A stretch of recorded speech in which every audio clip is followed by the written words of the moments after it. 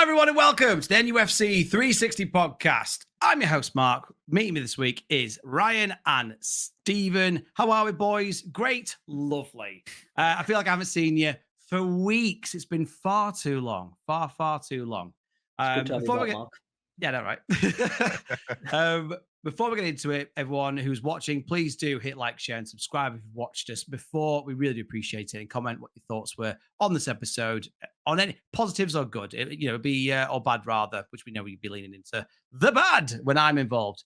So this week we are going to be rattling through the transfer window open, who we would like to see on the right wing. We're going to do the realistic, the budget, and the dream signings.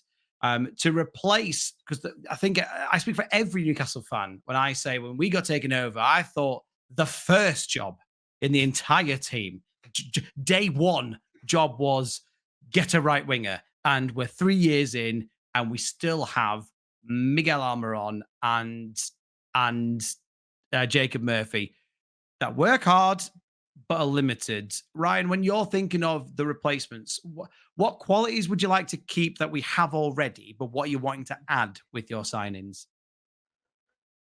I mean, we can keep it very short with the qualities that we already have, in all honesty. They have feet. Yeah, feet and can run. And I think that's about it, really. I mean, Murphy, to be fair to him, I think we're being a bit harsh on Jacob Murphy. I like him.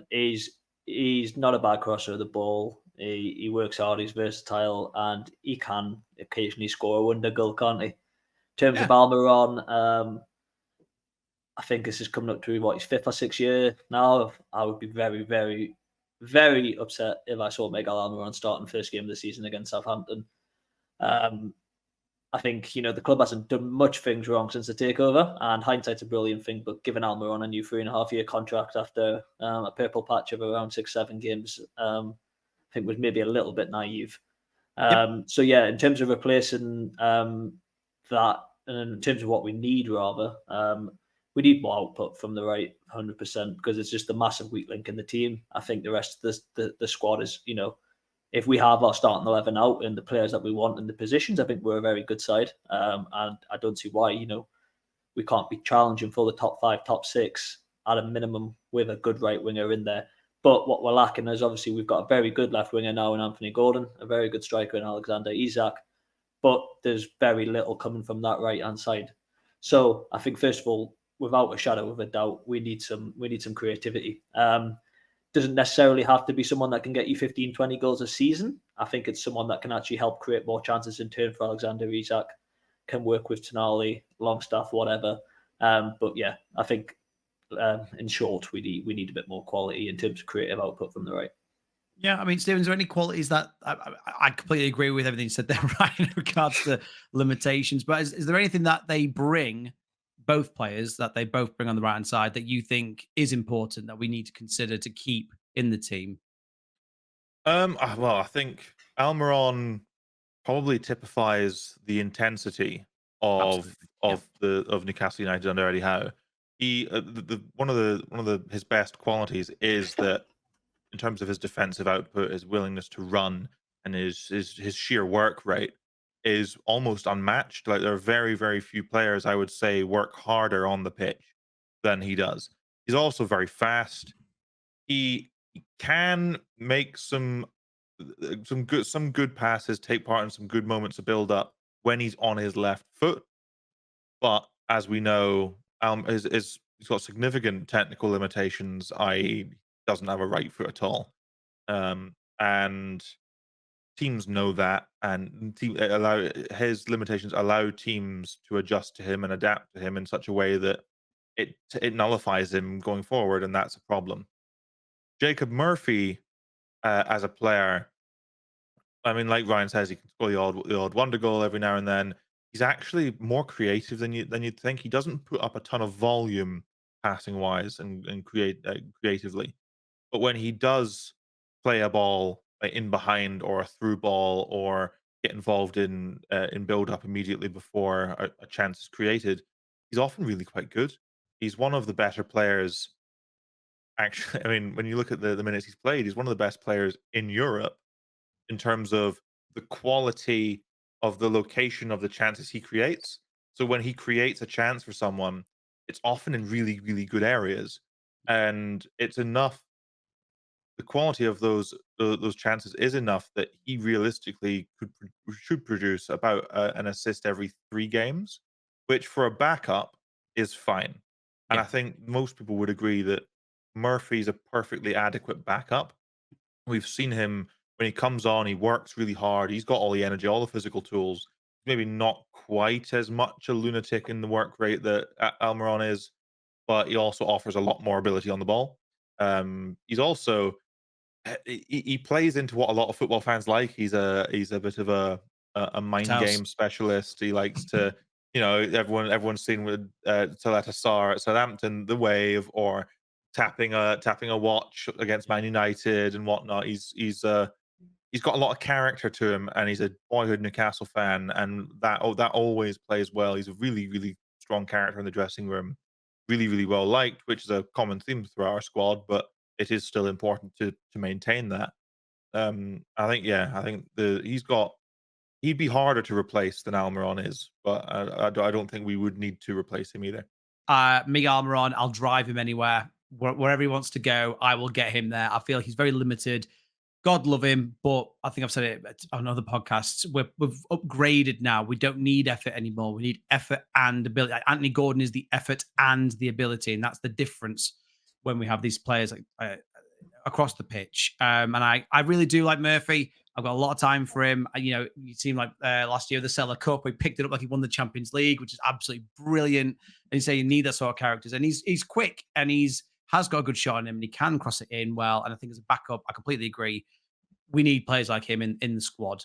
But Almiron, if I like you, right, I will be apoplectic if he's on the team sheet in any capacity come start of the season. I'll be very, very unhappy. Very, very unhappy. Yeah, I mean, again, I think what Stephen said, it's not a personal dislike for Almiron. I think some people have, I think, have kind of gone over the top in terms of some of the comments that you see on social media in terms of victimizing Almiron, and Almiron's the cause for all our problems. I wouldn't go as far as that. But again, it just kind of comes down to the ability. But you can't fault, his effort, and he has had some good moments for the club, and he is a good presser and stuff like that. So yeah, I mean, I think it would be very much a good luck and farewell type of thing. Oh, for absolutely. Me. It wouldn't necessarily be throwing him out the door, and I think it might be a hard deal to get him out the door. But yeah, it needs to happen. Very similar to St. Maximin, just a frustrating player. You see, he's got a bit of quality. That six-month period he had where he was banging him in like Papi Cisse for fun, and then just fell off a cliff again, much like Papi Cisse. But let's move on to some fun, some wishful thinking, some dreamlike signings that we're all going for. We'll start, as we did last time, with the budget. Eeny, meeny, miny, bosh. We're going to go with Stephen. What is, or who is rather, your budget signing, who we'll all know definitely 100%? I think you will actually. So I think for right wing, I mean we've talked about other positions outside of the show and whatnot, and I think we'd agree that the right wing position is the one where an upgrade would give us the most positive impact. 100%. So I think in terms of these shows where we're going through different positions and who we want to sign, I think will probably be the punchiest in terms of fees and names. My budget signing for around, I think maybe around 30 million euros, you could maybe get him. It would be AC Milan's Samuel Chukwueze, who is it was on my border list. So I mean, Newcastle United fans would recognise him as a scorer against us in the Champions League in the season just gone. He came out. He's had a relatively challenging season. He's not had the best time at AC Milan, largely in no small part, I should say, because of the style they play under Pioli. They often played a more defensive style of football and a lot more counter-attacking, whereas Chukwueze benefits more from teams that can get the ball forward a lot and not necessarily dominate the ball all the time, but can get the ball into wide areas for wingers to create chances for a number of good forwards, not just try and pass it to Rafael Leao or Olivier Giroud. And Chukwueze, I think, he's a very good technician. He's not one of Europe's absolute best. He's a budget signing, but he's in even among in a defensive team. He's in the top 25% of wingers in Europe for the shot creating action. So his involvement in the immediate build up before a shooting chance. He's in the top 24% for goal creating actions. Same logic. He's involved in the immediate build up to a goal every other game, 0.55 times per 90. He particularly is very, very good in a take on. He likes to take his man on, run at them, and dribble past them. But he is also pretty creative. His numbers don't pop off the screen when you look at them in terms of his creativity. He's relatively middling when it comes to a lot of his sort of his key passes, or his passes into the final third and whatnot. But again, defensive side, you'd imagine in a more attacking team and transitioning into a better attacking side, that his numbers would start to spike a lot under Eddie Howe, and you'd obviously then expect that Howe would make him better as well as a player. I think he'd be a really good option. He's also a harder worker than you maybe would expect when you see lots of highlights of him. Not as he's a harder worker than my next two options as well, but we'll get to that as well. There we go, Ryan. Putting us to shame with the numbers, but I'm very happy that I actually knew that one. I'm pleased with myself. I get my little tickle. Oh, well done me. I know him.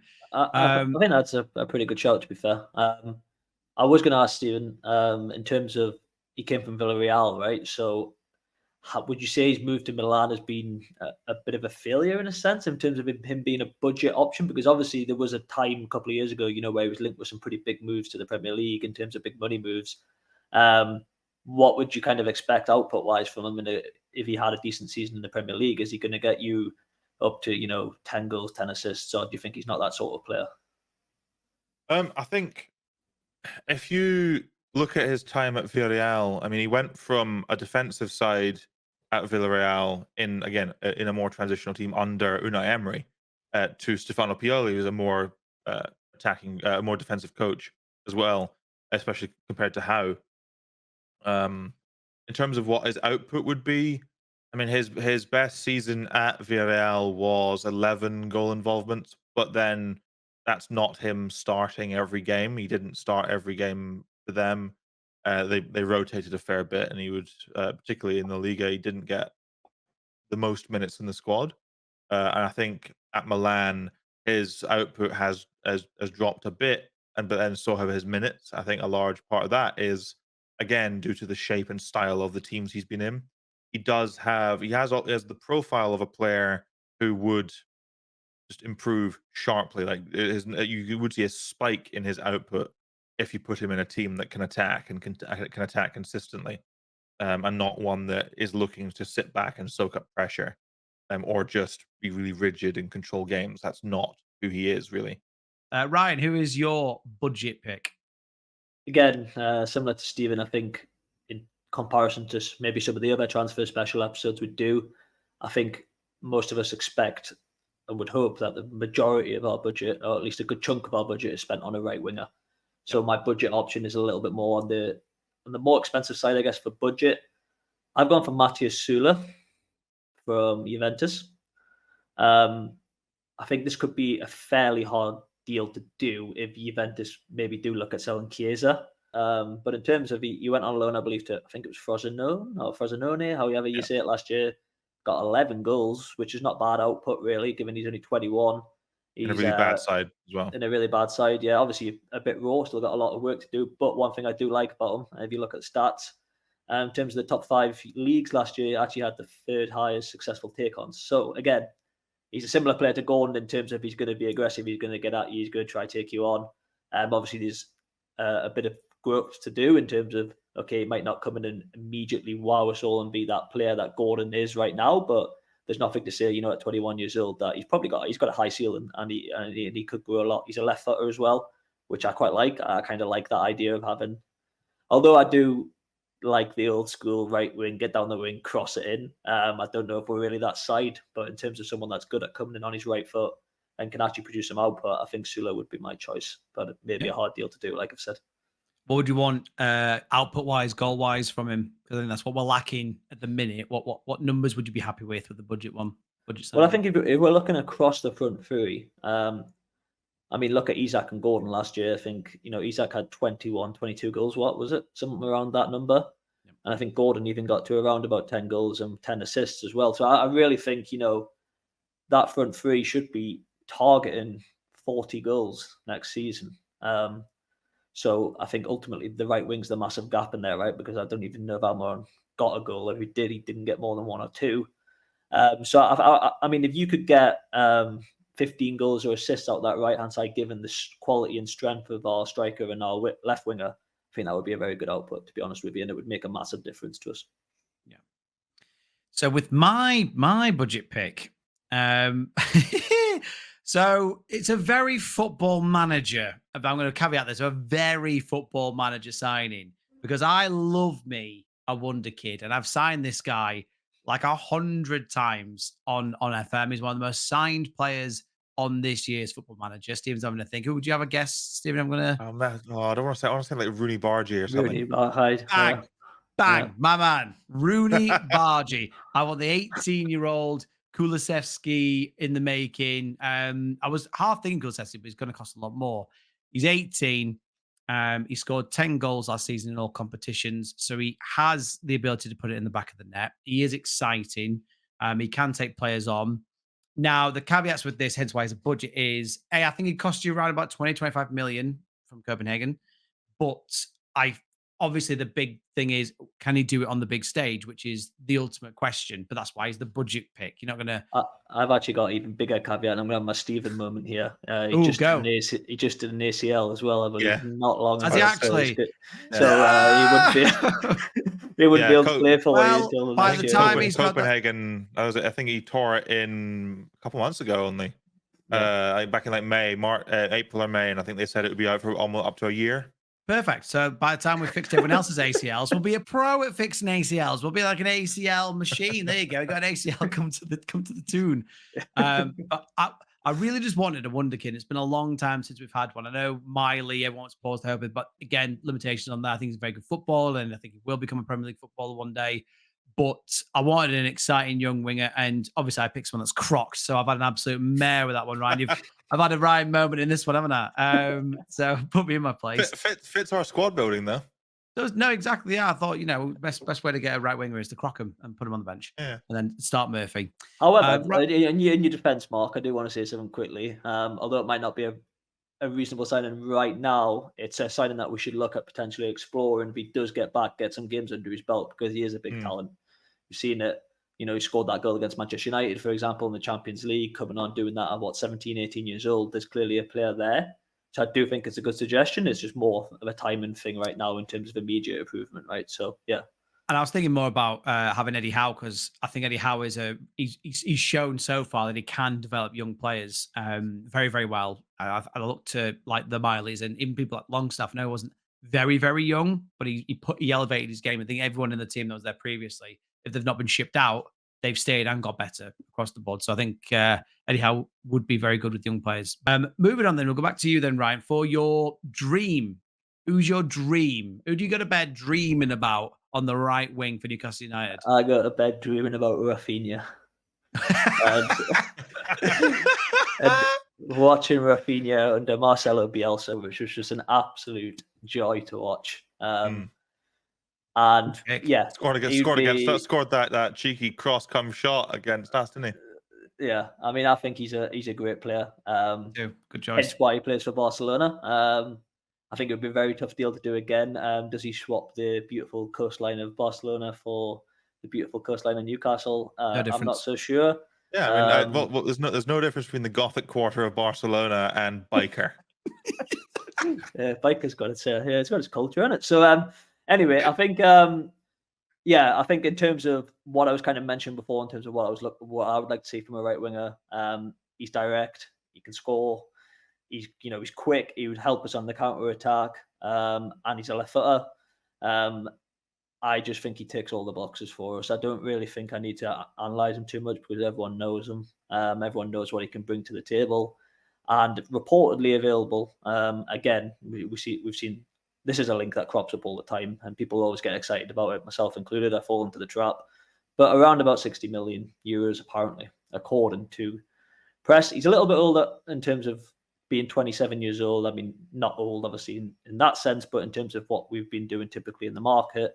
But I think, 60 million euros, I think you would get a good 3-4 years out of Rafinha. So for me, he would be my number one choice in terms of he'd be more of a luxury player, but he definitely would improve us. And the front three of Rafinha, Isak and Gordon, I mean, that would be up there, one of the best in the league, wouldn't it? So, yeah. Do you like that? I'm like you. I do get excited when we get because I think he's just within reach. We'll be stretching, but I think, and as you say, the football that Leeds played was very, very, very, very similar to the football that we're trying to play as well. Would you be happy with that one, Stephen? Do you think Rafinha numbers wise does it work?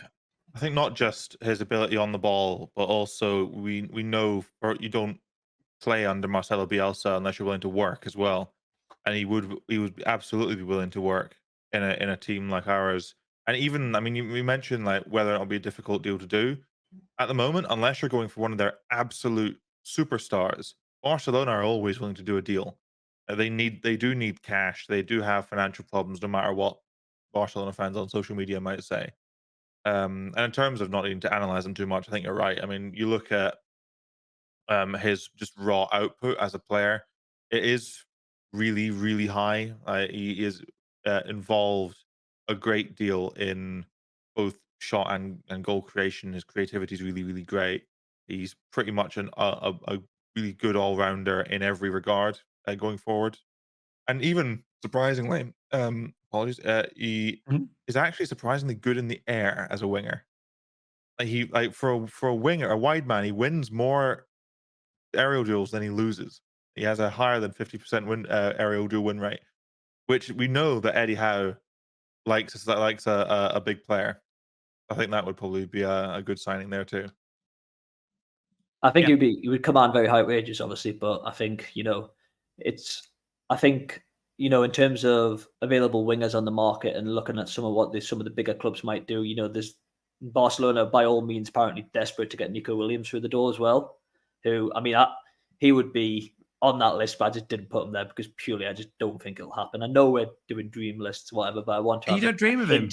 A hint of realism, but I think if Barcelona do that deal, it'll be a £50 million deal for that. They might need to sell a player to fund that, and that might be where we can maybe fall into that little hole there and try and get Rafinha through the door. Right then, so Stephen, if you found a genie's lamp in the middle of Newcastle, who are your thoughts when you're rubbing it? And I know what I just said. Well, normally, most of the time, and I think, unsurprisingly to you guys, my first choice would normally be Takefusa Kubo, who plays for Real Sociedad. Moving on. No, hold on. Normally, that's who I would normally look to go for. As who I would love to see him sign for us. He's an excellent player, but recently today and in the last sort of week or so, there's been reports that there's a certain German winger who may become available if he can't agree a deal with Bayern Munich. Ooh, and that is Leroy Sané. I almost went for him. So there's some rumors that he might become available, and I'm not going to recommend someone who's absolutely never going to be for sale. But I think it's within the realms of possibility that it's worth mentioning. I do love Kubo, but Sané is a better player right now. He is extremely creative, albeit he is, the caveat, he is in a very ball dominant, very domestically dominant side when Harry Kane's not there. He's one of the best chance creators in the Bundesliga and in Europe. He's carries the ball brilliantly. He's a brilliant creative passer. He's not the most productive defensively, but then again, you don't expect that in the kind of team that Bayern Munich are. I do suspect, considering he was able to get into a Man City side under Pep Guardiola, and we did see him press there, that he would be willing to work a bit harder than he might appear to in Germany. I think like with Ryan and Rafinha, I don't think you need to drill down too much into into Leroy Sané's numbers. We all know how good he is for the most part. I mean, the thing that stands out most would be his ball carrying. So he's in the top 7% among wingers in Europe for the total amount of distance he's progressed the ball forwards. He has, I think, he's the top 3% of wingers in Europe for successful take-ons. He's a really, really top quality dribbler, and really, really good at carrying the ball forward. When he is in and around the box, he's in and around the top 10% of all wingers in Europe for both shot and goal creation. I think he's directly involved in the build up to a goal, like 0.71 times per 90. So in 100 games, if he followed that exact number, he'd be involved in 71 goals, either as an assister or creating a shooting chance or whatnot. Yeah, I think he would be a lights out signing. The one downside maybe would be his age. He is 28, I think. Yeah, he's 28. 28 now. So you wouldn't necessarily get a ton of time for him, and his price tag would probably be a bit prohibitive for what we'd What want. do you think it would be? So everything I've read regarding other clubs who may become interested would put it, I'd say 70 million plus, Okay. which we've spent a large amount of money on players before. I'm talking euros. So like we've spent a lot of money on Sandro Tonali and Alexander Isak and whatnot before. So we do have the capacity for a big splurge. But I think like we say, the right wing is the place where we will have the best capacity for upgrading. I think Sané would be pretty much perfect. Yeah. Yeah, I completely agree. He was one of the players that I was looking at as well, who I considered. But in football terms, if you're 28, I'd be selling you to the factories for glue. That's the only, I completely agree with that caveat. I've dug myself a bit of a hole asking who I go to bed dreaming about, because the player that I'm dreaming about is 17 years old. So that is putting some sus on me. But dream signing, I've not given any sort of like, oh, could we? He'll never sign for us. But Lamine Yamal has just set the Euros alight. He's been a sensation, kept the likes of Rafinha out of Barcelona's team. There's not much that this kid seemingly can't do. It's quick. He's stronger than he looks as well for a 17-year-old. He was looking that the goal of the tournament they did was just so well taken. Such a great goal. I think he only scored 7 for Barcelona last year, but there's clearly a lot to come from this young man. Just taking Messi's number. Has he? Oh, Yeah, wow. There you go.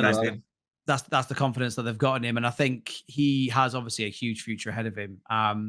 He's got everything that I want. He worked hard for Spain. He did really well. I watched a lot of him during the tournament, and I liked what I saw. Price wise, I put him down as 150 mil. And I think if we did actually go to Barcelona, we'd probably north of 100 million, given Barcelona's financial status, I think they'd go for it, to be honest, if they haven't sold the car park, whatever else they've got available to sell. I think it cost hundreds of millions of pounds. Really? You don't think they'll say hello 150? No, he's the future for them, isn't he? He's the I mean, they've given them, like Steven says, they've given him the 10 shirt. They've already eyeing him up as like the next Messi, so to speak. Yeah. I mean, big boots to fill, obviously. Fantastic player, though. And they thought, again, that if Barcelona do get that Yamal, Nico Williams, combination on the wing like we saw for Spain, it could be quite a scary combination, right? Absolutely. And I mean, the other player was a player, because it was between two, I've got a slash next to it, is a young lad that went the other way to Real Madrid, and we were linked with him so heavily, was Arda Güler, who again scored a very similar goal to Yamal in the Euros. I think this kid's got a huge future as well. But we were linked to him when he was worth 17 mil. I was like, oh, please go and get him. Please go and get him. But when, the two Spanish giants step in, even for Man United, they dwarf, they're always going to go there. So, yeah, the players I dream about are children, apparently. So, less said about that. I do wonder, though, if you could actually do a loan deal for Arda Güler. Do we want to be doing loan deals, loan to buy, or? No, not necessarily loan to buy. I know we don't want to. We want to get a permanent player in, but I'm just thinking from a perspective of, okay, I'm looking at Madrid's front 3, front 4 now. They might still want to get some minutes. Unless you do what they did with something like Martin Odegaard and loan him out with a buyback clause. Was it Odegaard that loaned out with a buyback clause? I think it was. I think they bought him back and then sold him Yeah, he immediately went to to Arsenal. Sociedad and then they bought him back. Yeah. Okay. Anyway, caveat, but yeah. Well, lastly and not leastly, we're going to go with the realistic signings. Now, I'll take the lead on this one because I think I've nailed it. I think he's a guy we've mentioned before, and this is Brian Mbeumo of Brentford. I didn't realize how young he was. So I was going through in my mind which players I quite like in the Prem, who I think would do a good job, which teams play pressing football. And I was like, oh yeah, the lads I've mentioned, Brian Mbeumo. Let's have a look. 23. The man looks like he's 50. But yeah, 23 years old, left-footed. He can score. He got 9 goals last season in the league. I think he would be an ideal candidate for the way we play and really plug the gap of the limitations that our players have currently. I think he stepped up when what's he called? There we go, Ivan Toney, gambling boy. When he went away, they didn't look bad at all. They continued on and had some really good form. And I think he would cost us around about 35, 40 million. I think Brentford would have a conversation about that number. Do you agree with that price? That sensible price? I think he'd be a little bit more. It depends if they sell Tony. Yeah. I think they'll probably want a little bit more. I think that, especially considering the fee that they're likely to get for Tony is probably less than what they probably see him as being worth. The other thing I would caveat that I think he has less of is pace. You tell me if I'm wrong, but I think both Murphy and Almiron are quicker. I don't think he's slow, but I don't think he has that lightning speed. But we do have it in the team with Isak. Yeah, I don't think. I think my only real concern about him is that, again, he's more of a goal, not the goal scorer. He's not the most creative player in the world. He's also not the biggest. It's one of the things I had with my budget choice, Chukwueze, is that they're not the biggest, and how clearly has. I mean, the trend in football at the moment anyway is bigger players. Yeah, like teams are signing taller and taller players, and I think Mbeumo is 5'7", which is not. Nothing wrong with being 5'7". Nothing wrong with that. Yeah, I don't foresee that particularly being an issue. I mean, Almiron's not the biggest. I know Almiron's not a number one choice, and Howe didn't sign Almiron, but we are trying to replace him. But yeah, I actually, funny enough, he was my first choice as well. I think the thing that we like about Mbeumo as well is the fact, I think Howe might look at someone that's flexible across the front three, and Mbeumo can slot on a striker as well, if needed. We've seen it. I know he was playing in a 2-man at Brentford with Wissa, but he is someone that could slot into striker in case Isak and Wilson, or when Wilson inevitably gets injured, I should say. So yeah, I think it would be a good choice, and I also think he's, like you say, Mark, he's still fairly young, and he's also played quite a lot of Prem games. Really, I mean, he's played 100 Premier League games now, pretty much, and his output isn't actually that bad. I was just looking there before: 22 goals, 21 assists in 98 games. So it's it's not too bad at all. So in terms of my option, then I'm probably gonna have to move towards a second or third choice. We're just right, Ryan. That's what that is. We're just right. Yeah, I will give another option though, just to try and be different, I guess. And I'm going to have to go. So it's kind of a two-way dilemma, right? Because there's obviously reports, and there has been reports of Morgan Gibbs-White for quite a while now, and that would involve a change in system. However, I would say so. Morgan Gibbs-White, I think he's a brilliant player, but he's not an out-and-out winger, is he? He's not going to be someone like, given some of the players that we've mentioned here so far in terms of Rafinha's and the Chukwuezes and them type of players, he's not that out-and-out winger necessarily. Morgan Gibbs-White, he would probably play in more of a narrow role if he was to play on the right. I don't know if that would mean that you would get more out of a Livramento going forward or whatever, or Morgan Gibbs-White would tuck in at do the Southgate masterclass, and we could have go and whatever. But I think he's a good player. The other option I've put down is Pedro Neto as a realistic option. I think Pedro Neto is an exciting player. He's an exciting player to watch. He definitely wouldn't be my first choice. The reason I've put him down is because I would not be surprised if the club did try and make a move for him at some point in the window. I think obviously Elise was the first choice. My first choice. Yeah, well, he's a brilliant player. Absolutely no denying it. But I think Neto is someone that knows the league, and that seems to be something that's quite important in Newcastle's recruitment strategy at times. He knows the league. He's obviously has these problems with injuries, but let's not get it. On his day, he's a very exciting player to watch in terms of he's very direct. He can take a man on. He's left-footed again. His output isn't amazing. That's one thing that would need to improve big time, I think. He doesn't really offer you a massive amount of goals or assists, but I have a feeling that, working in a better team and a team that creates more chances, and given the fact you've got Gordon on the other wing, might open up more space for Neto anyway. He could actually improve a lot under Eddie Howe and kick his game onto a new level. So for that reason, I will go with Neto over Morgan Gibbs-White. I mean, Yeah. I like the shout of Neto. He's a really good player. I think he can be creative, and especially when he's carrying the ball, but his passing isn't always the best, which I think is probably what we need more of on the right hand side. My biggest concern, though, I mean, missing 50 games in the last 2 Yeah. seasons That's why I missed them is, out.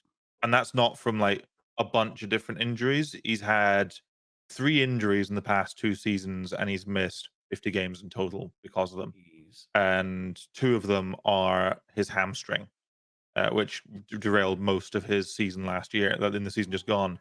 I think one thing that we probably need more than most teams when it comes to signing new players is availability. Yeah. 100%. Yep, agreed. Completely agreed. And Stephen, bring us home with your realistic right winger. Who we definitely signing? Oh well, I mean, we're definitely signing no one. Well, it'll be Almiron against Southampton at the start of the season. My realistic signing, who I mean, I mentioned availability, does have availability. This guy, is Villarreal's right-sided midfielder, come right winger, Alex Baena, who's I think he's absolutely fantastic. He is a brilliantly creative player. He does have there's a couple of question marks you might have about him in terms of his defensive work rate, but he plays in a team at the moment that likes to dominate the ball a lot more. He is, I think he's 22. I think he's 22. He's really, really young, but the thing that really stands out about him is when you look at all of his underlying numbers. I've mentioned a few times players who've been in all the top 10, top 15, 25% in certain regards. When you look at assists, expected assists, key passes, passes into the penalty area, crosses into the penalty area, shots taken, productivity from corners, shot creating actions, goal creating actions. We're talking top 1, top 2% in everything. This is a guy who Alex Baena could play for any team in Europe. Absolutely any team in Europe. Like, he has all of the ability you would need to play in any of those teams. He didn't. I think he did. I think he did go with the Spanish team to the Euros. He got on twice, actually. Yeah, he did get on. He come on twice. Yeah. Yeah. Not many A minutes, couple but he did minutes. get on. Yeah. He does sort of like to sort of come inside and operate a bit more centrally. And he's 2-footed enough that he can play anywhere on a front three. I think for Villarreal, because of the options they have, he tends to spend most of his minutes on the left, but he does play on the right as well. He is unbelievably good at pretty much everything when it comes to the ball at his feet. Even when it comes to carrying the ball, you might think I saw Spanish wingers and midfielders are often great passers, great creators from those wide areas, but don't necessarily have all the physical tools. But Baena has all of those. He's not the biggest. I think he's 5'9". He's not the bulkiest. He's a little bit on the diminutive side. So I think that would probably be something that would probably turn our scouts off a little bit. But I think you can. I think Ryan said about my comment on Mbuemo being a bit on the smaller side is that you can't have tall guys in every single position and whatnot. But I think when you look at just his raw output for a team that aren't the best attacking side in Europe, for him to stand out in such a way in a league in La Liga, which is a little bit more defensive at times, a bit more stop-start, considering the number of fouls and how litigious the referees are. He's absolutely outstanding. I'd actually expect him to play for Pep Guardiola or play wherever he is whenever he moves to play for him. I can see him playing for Real Madrid or Barcelona, by any club in Europe. Any of the big super clubs would probably start him. He's absolutely outstanding. I think he at the moment, Villarreal would probably get a conversation going for 45 to 50 million euros, which I think is probably a realistic number for what we might spend this window. Oh, that's fine. Uh, yeah, I think that would probably start the conversation. You could maybe look at favorable payment terms, maybe bringing the price down for us or pushing it up for Villarreal if we want to get more installments to make it easier for ourselves. But I think he would be. I was really close to actually putting him in my dream signing because he is just that impressive as a player. But he is absolutely outstanding. Yeah. I think that's an excellent shout. He was something that I considered as well. The only reason I hadn't put him down is because, well, I guess it's a positive in a way, but a negative in some aspects is that he's not played too many games at right wing. I mean, I know it's because Villarreal, obviously, I think Jeremy Pino, right, who typically tends to come off the right.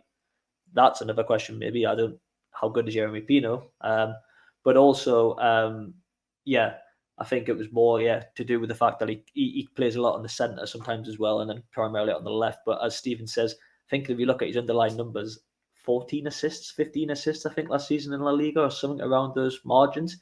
And I think he's one of them players, a bit like Nico Williams last year, where Aston Villa looked at trying to sign him, that you might miss a trick if you don't try and at least make a go for him this year. Because I think, as Stephen says, you can't keep producing them that good numbers, playing that well week in, week out, without eventually moving to a Real Madrid or Barcelona. So I think, it would be a deal that I would definitely encourage Newcastle exploring as well. To be honest, I think it's a great choice. Yeah, I think. I mean, sorry, Mark, to interrupt. I think just following up on what you say, Ryan, about some of his numbers. Yeah, I think he got 22 goal involvements in all competitions for Villarreal last season. A Villarreal team that they finished very middle of the pack. I think they were like 9th or 10th, and they were a decent attacking side in terms of raw output, but that's largely because they've got some really talented forward players. But I think you'd be brilliant. Yeah, I was going to say, I think you absolutely nailed it there, Stephen, when it's the creativity that we need from the right-hand side. If we can get those assists, so we've got a striker with Isak now who's smart, knows where to be. Gordon is a very attacking left winger as well. So if the ball's on the right, he's going to find the space. We've got other players that can arrive late in the box as well. So if we can plug that gap on that side, I think that'll be a very, very good signing. But lads, thank you again for joining me doing these fun lists. If you've made it this far, again, please do hit like, share, and subscribe. Follow us on all the social medias down below. Give us a comment of whose list did you think was the best? Which players would you have had in your list? Give us your dream, realistic, and budget signings. And yeah, boys, until next time, hopefully next time we're speaking, it's about we've signed one of these players. But until next time, guys, thank you very much and take care.